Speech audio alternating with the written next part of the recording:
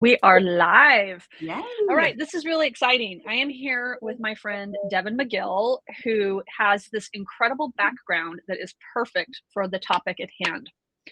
You also have a very unusually specific background. I do. So, you have been a benefits leader at major companies like Path, Expedia, Amazon, and then you flipped over and you were the VP of Strategic Partnerships at Gennev.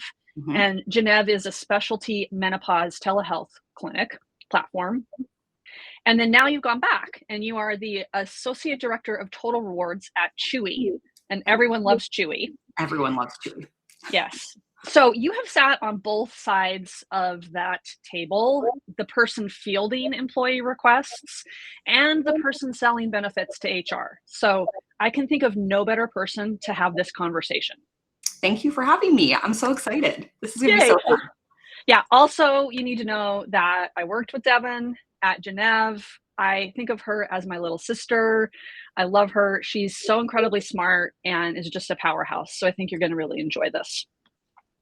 All right. So, like I said, you went from building benefits programs at large companies to selling menopause benefits to those same companies at Mhm. Gennev. What did you learn crossing to the other side that shocked you? Yeah, so I mean, being on the benefit side for such a long time, I had implemented all sorts of different benefits, all the way from new health plans to point solutions. The biggest one that really kind of dovetails into this is IVF benefits, for fertility Mm, benefits. And, coming to the other side of the house, being the vendor, being the point solution, what surprised me most is how hard it is to break through the noise. And mhm, you know that as a benefits leader, you know that, the vendors are really trying to get your attention and trying to figure out, how do I stand above the rest? But it's very difficult. And so I was really surprised by how much you're ignored.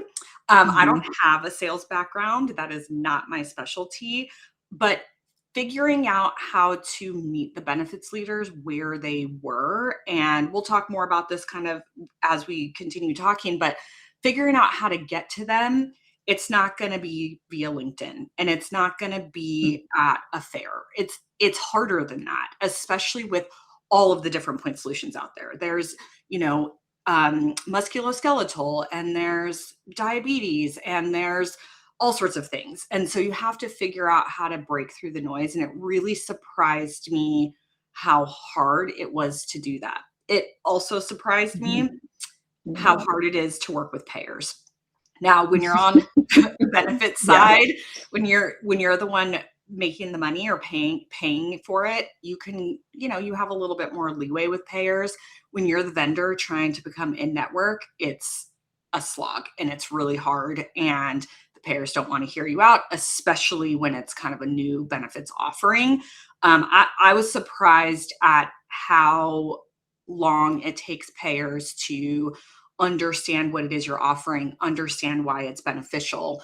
They're really old school. And so it takes a Mhm, long time for them to understand or want to, take a bet on something that's new to the market. mhm. Okay, 2 things for point of clarity. Define point solution and then define payer, because not all of our audience are gonna know those 2 terms. Yeah. So a point solution, think of it as your health benefits cover everything, right? Supposedly. So, you're a diabetic and so you have diabetes coverage under your health plan. But that diabetes coverage is not all together. You go to multiple different doctors and multiple different pharmacies to get all of the medications and the care that you need. A point solution brings it all under one umbrella and so gives you coverage, and gives you a care plan that's specific to your needs versus, yes, it's covered under your health plan technically, but a point solution really brings it all together. So Hinge Health is an example of one that's Mhm, pretty common. We have any fertility provider. Progeny is a common one for fertility coverage. And so, you technically have that coverage, but it brings kind of it all together. and then And then A Payer. payer is your health plan. So you Yeah, have, insurance companies. so yeah, insurance companies. So Aetna, United Healthcare, Kaiser, Okay, good. those are the payers. Yeah, I mean, this was lingo that I had to learn when I joined Gennev. And just to be clear, Gennev is a point solution as well. And we also learned that there is some resistance to those singular point solutions in larger organizations who are wanting to kind of bundle coverage Exactly. under like one company, like Maven Mhm. Healthcare. That's right. So that's a dynamic that listeners might come across as they are figuring out how to advocate for menopause benefits. Okay, so that's a little bit of the like the shock of Mhm. flipping sides, going to this single point solution, realizing how incredibly difficult it is to be heard Mhm. at large organizations. Yep. So, okay, go back then. So go back now and to where you are today at Chewy. You've been this person throughout the course of your career who gets pitched requests for benefits. Yep. So, what actually moves the needle and what gets ignored? Typically, what moves the needle is anything that lots of your employees are asking for, kind of all at once.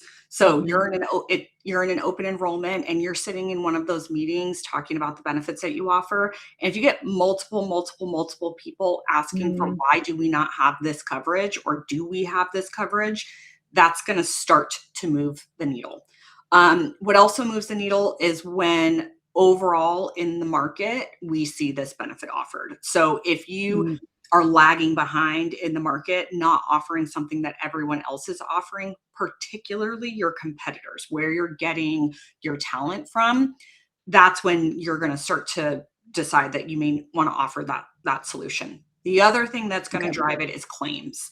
So if Mm, your claims are showing that you are really high or really expensive in a specific part of your population, we're going to look at that. So benefits leaders look at their claims, do claims reviews multiple times a year, see what the high cost mm, payments are, see what the trends are, and we really target where are we seeing there's lots of usage, where are we seeing there's lots of money spent. That's when we start to dig in there and figure out, okay, what can we do to make this better?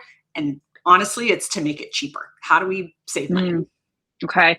So you have to ask if you are listening to this, and that's the point of the article that I wrote is that you have enormous power in what gets covered. So you've got to ask and you need to enlist your colleagues to ask, That's both right. women and men. So Mhm. spread the word. I'm going to give you a template email and I'm going to give you a bunch of data points. Spread the word and ask. You deserve it. So then the other thing that you just said that's really fascinating is the claims. I didn't realize that you're looking at that. How does menopause coverage show up as a claim? And is that happening now? Yeah, so you're not going to see a lot of coverage showing, right? Because what we see with menopause is you just feel off, right? You feel weird, Mhm. something feels off. You're going to the doctor to be like, I don't know, I can't think and I'm tired all the time, or I think I'm having hot flashes. I don't know if I'm having hot flashes. And so those just show up as regular office visits. They're not coded to menopause. Mm, We don't see it in that way. We cannot deep dive on those specific claim items. What we're going to see is hormone replacement therapy. So mm, we'll see any kinds of hormone replacement. So in our pharmacy claims, we'll see that those okay. numbers might be going up. But in general, I would say menopause costs are going to be hidden because there are not Mm, emergencies that happen because you're going through menopause. mhm, There's not anything that's going to really call it out. But if you're paying attention, if you're a benefits leader and you yourself are going through it, right? So my right. generation of benefits leaders is starting to experience this. It's becoming more of a topic that is kind of creeping up. And so you are going to pay attention to your pharmacy claims, especially because we're having, outages of estrogen patches and things like that. We're going to Mhm, hear about it from employees who are already on estrogen or hormone replacement therapy. And so that's how we're going to pick it up. It's hidden. Unfortunately, it mm. is hidden in the claims. You have to kind of know what you're looking for. Okay.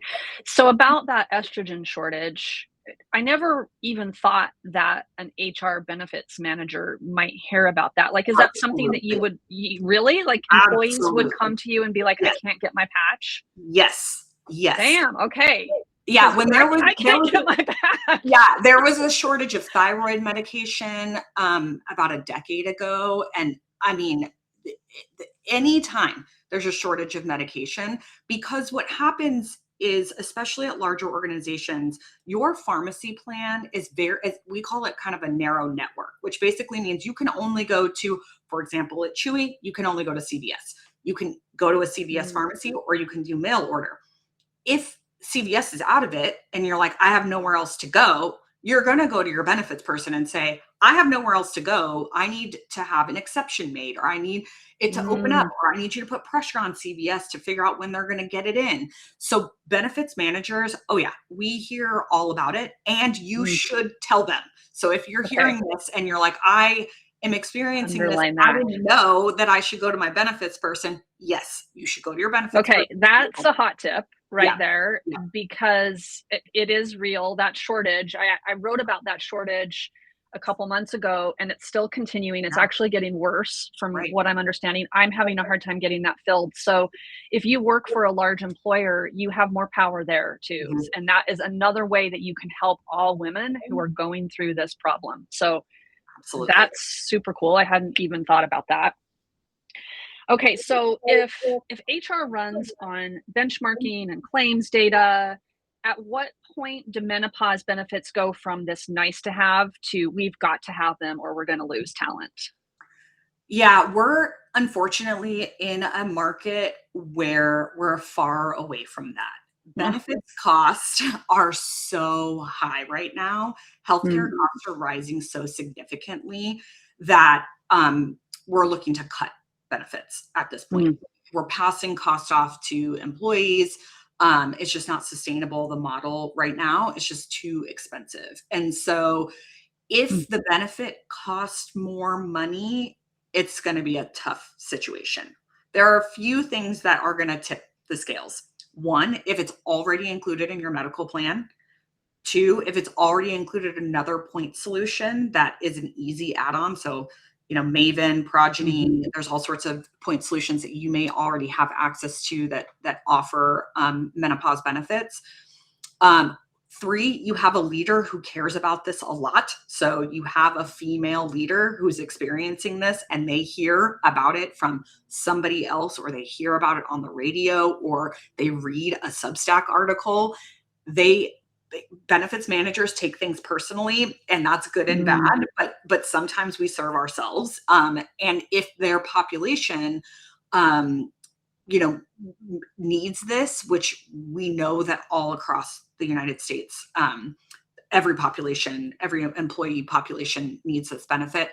That's when you'll start to see a change. mm, We're in a tough spot though, because it takes a long time for benefits that people consider quote unquote niche to take hold. And it either takes, legislation, which can happen. There it can be is legislation happening. that drives the change. Yeah, Um, or it can be sometimes it's just a firestorm. When it came to fertility benefits, it was a yeah, tech thing. It was only tech companies that did it. The idea was that they wanted you to work more and work longer. And so they gave you fertility benefits so that you would hold off on having kids so that you could stay at work. And that was the idea behind fertility benefits. I worked at Path at the time, and that's a global health nonprofit. And adding fertility benefits for such a small nonprofit was unheard of. It was such a mm, difficult thing for us to move the needle in terms of offering this type of coverage. But it got to the point. We got to the point where it it was it was a firestorm. Like everyone mm, started offering it at once, and it got to the point where we had to do it. We literally okay, weren't going to lose talent. People were sitting in those open enrollment meetings saying, this is something that I need. This is something you have to provide. If you don't provide it, I'll leave. And that's when, mm, so it depends. The tipping point is different for every benefits leader, for every company, for every part of, every industry, but it will happen. You just have mm. to kind of be patient. Do you think we're there with menopause? No, not even close. Not Okay. So, say you get 15 emails from employees who want this benefit. Walk me through the process. Like, what do you do? Like, you get like, how do you respond to that? Yeah. So the first thing I do is I reach out to my broker. So brokers for employers are basically the go-between of us and all of our vendors, our, healthcare vendors, our point solution vendors, dental, vision, all of those people in your health or in your benefits package. We have a broker that kind of brokers the deals for us, essentially, for all of those benefits. So first, what we do is we go to our broker. They are our most trusted advisors when it comes to any benefit offerings. And so we go to them, talk to them about, well, what are you seeing in the market? We're getting these questions from employees. Is this something that we should be paying attention to?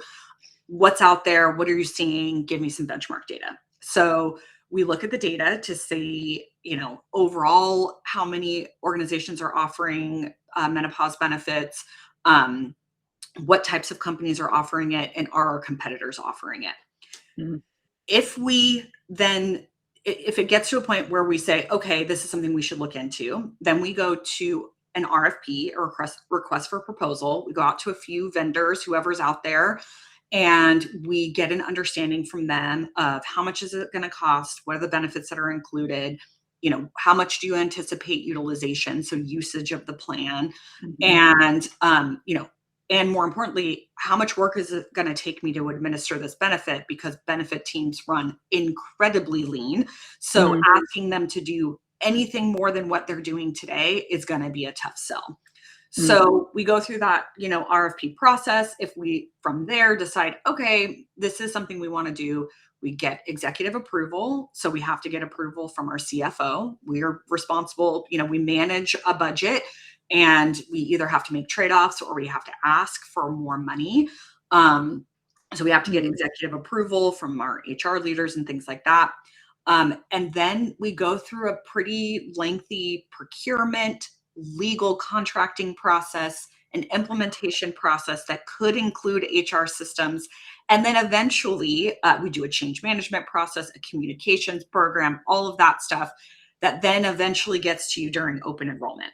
And that can take, you know, 18 months. It's pretty long. Yeah. It I takes had some no time. idea it was that complicated. So I can see why it is important for many people to request this. Yes. If it's just one person, you're going to ignore it. Yes. But if it's a lot of women and men can Mhm. advocate for Yep. this too for their spouses.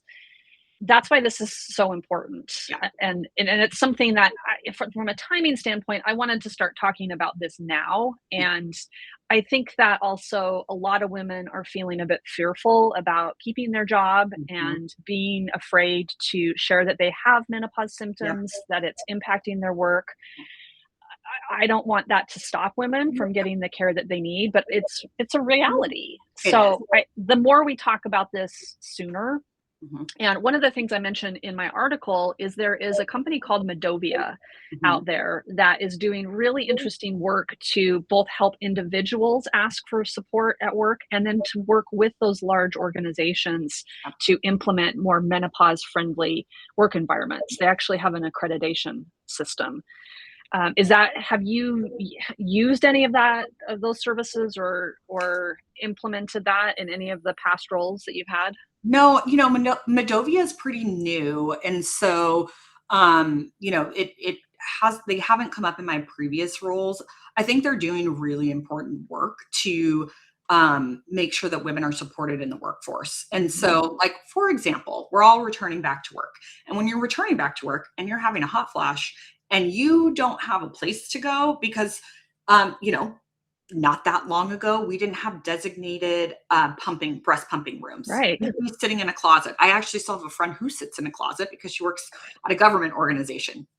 And that's where you have to get that advocacy to say, well, what do you need when you're in the office and you're experiencing a hot flash, or you need a wellness room and you need them to Mhm. expand the definition of what a wellness room is for, or give more wellness rooms, or in the fridge in the wellness room, cold packs. That's what Yes. Medovia helps to support, because to be totally honest, there's a lot of male benefits leaders. They're mostly female, I Mm. will say, but there are a lot of male benefits leaders. And if you tell them, like, hey, I need more support for when I'm on site, they're not going to know necessarily what exactly you need. So Medovia is a really good place for benefits leaders to go to just partner and say, how do we support? Mhm. How do we make sure that when people come into the office, they're feeling, comfortable and have what they need, and they can feel like they don't need to just be working from home all the time if that's not what we want. So, because what's going to happen is those people will start asking for accommodations, and those accommodation Mhm. processes are a challenge, and you don't want Mm. that. And so, um, you want to get ahead of that as a benefits leader if possible. Mhm. Okay, that's really insightful. I could imagine that you might also benefit from having an outside partner in having that conversation, somebody who is more objective and can speak to those accommodations in a way that might be less loaded Absolutely. for a company or team. Yep. So any advice you would give to benefits managers who are on the fence about menopause coverage? Yeah, I would say just ask the question. Ask the question of your payer, your healthcare company. They may already have this coverage in place. For Mm, example, Gennev is already a network with Aetna. So if you have Aetna, you have access to Gennev. It's already in network, but you probably don't know that. You probably at your Aetna account manager may not be aware of it and haven't told you, or they didn't tell you because you didn't ask. So definitely ask your account managers at your health plan providers. Do we already have a menopause point solution as part of our coverage? Next, I would say if you have a point solution, a fertility point solution in particular, ask them if they have menopause coverage as an mhm, ask them. They probably do. I think mhm. almost all of them do at this point. And so ask what it looks like. What does that continuation of care look like? I mean, we can't forget that fertility coverage is supporting older women. So there's a Yep, lot of older women who go straight from postpartum into perimenopause, and that journey is no joke. And so yes. supporting women all the way through that journey, it's a leg up, and it's really helping you and your company by making sure that those women are supported. So definitely go ask those Okay, point that's solutions smart. you already have in place. Those are the two places I would say to start. I think, you know, if you are, there's a lot of millennial women getting into that benefits leader Yep, role. That's where we're at yeah. right now is we're starting to take over those director roles where we are influencing and making decisions. And this is impacting you. And it's okay to have that pet project and say, you know what? This is going to impact me and all my friends and all the people who are leaders of this organization, and it's really not that expensive. It Mm, sounds like, oh, we're going to do another point solution. Oh, we're going to add another benefit. But in reality, unfortunately, women's health is not that expensive. We just don't get the reimbursement rate.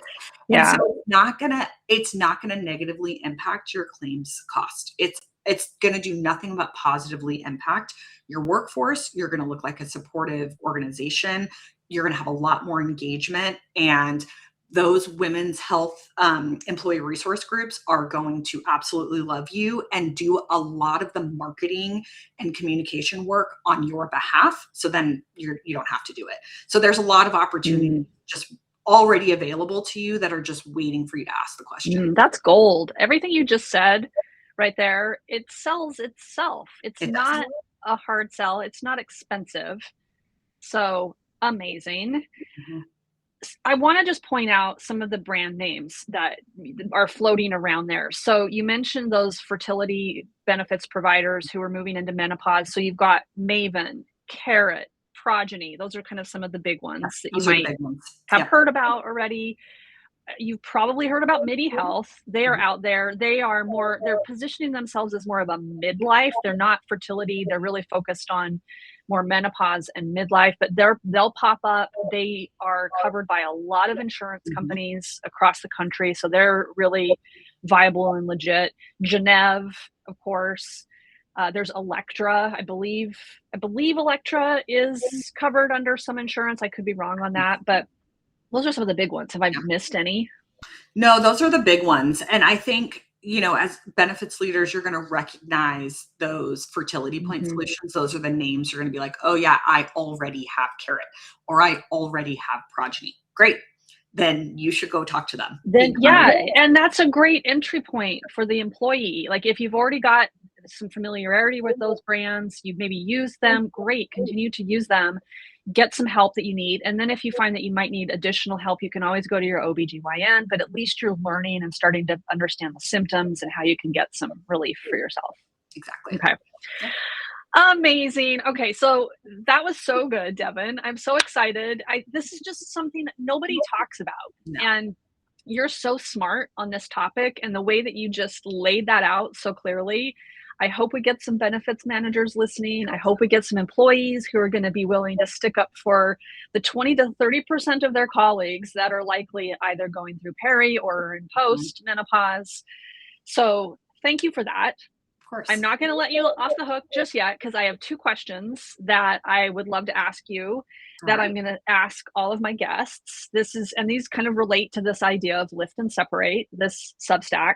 So the first one, because I also know you're a very interesting person, is tell me one thing, and this could be a book, a movie, a show, an experience, a person, one thing that has genuinely made your life better this year. Yeah. So I did get this question beforehand. So I have had some time I to think did. about I teed it up for you. it. Yeah. And so it's been an interesting year for me. And so I would say the one thing that has really made this year better is every time my kids ask me to go outside to play, I play. I just go outside and Mm, I play. So my oldest son, he is a massive baseball lover. He has gotten really good in the past few years. It's been so fun to watch him learn and grow. But I am a soccer player. I've always played soccer. That is my love. That is what I know. I just am a baseball mom, like only because I have to be. But he has taught me how to hit a ball and he taught me how to bat. And so I have been going out to our yard and just smashing tennis balls. And doesn't that feel good? it feels so good and he loves it and I love it. And it's that moment where you're just connecting with your kid in a different way and you're Mhm. saying yes to them when you're like, I have a million other things to do and I don't want to go outside and I don't play baseball. But instead, what I'm doing is saying yes when they ask me to go play outside because it feels good. It feels really The good. power of play. Oh, Yeah, that is so good. And I know your kids. I know you. That's just amazing. yeah, it's pretty great. Those are memories that you'll never forget. I remember playing ball in my side yard with my brother and my dad growing up, and just the joy Yeah, of it. And pure joy. just Oh, it's whacking a so good. ball. It's so good. It's so good. Okay, one last question. The flip side. What hill are you currently dying on? This is actually I'm keeping it positive. The hill I'm dying on right now is community is literally everything. The Mm, world is on fucking mhm. fire. Oh, I don't know if I can yep. curse, but You uh it's okay the by me. the noise, every time you turn on the news, when you drive by a gas station, like it is just inundating you over and over and over and over. And you can get really lost in the chaos that is happening around us. And, I live on Bainbridge Island. It is a relatively small community. And, this community really builds you up if you let it. It's also kind Mhm. of about saying yes. When somebody invites you to dinner, say yes. When somebody, asks you for help, say yes. Like, I want to go for a walk, say yes. Because, last week I had my tire completely blow out and I was close to a friend's house. I limped my car along and they took care of me and they were just there. And so the hill I am dying on is build Mm. your community. They will be there for you. And when you show up, they show up. I love that you turn that into a positive, Mhm, because that is, the hill can be a good thing, mhm. and you do have to put the work in Do. with community. You do. And I too have felt that this past couple of years, just how important it is to prioritize family, friends, community connection. Well, okay, I can think of no better advice. And hopefully, this has taught you all something new and you've got some good advice. Go out, say yes to the walk, Yep. say yes to the friends, Yep. go badger your benefits managers. Please do that. And Take your yes, benefits manager out for a walk. even better. Yeah. All right, babe. All Thank right. you. Thank you so much. Loved it.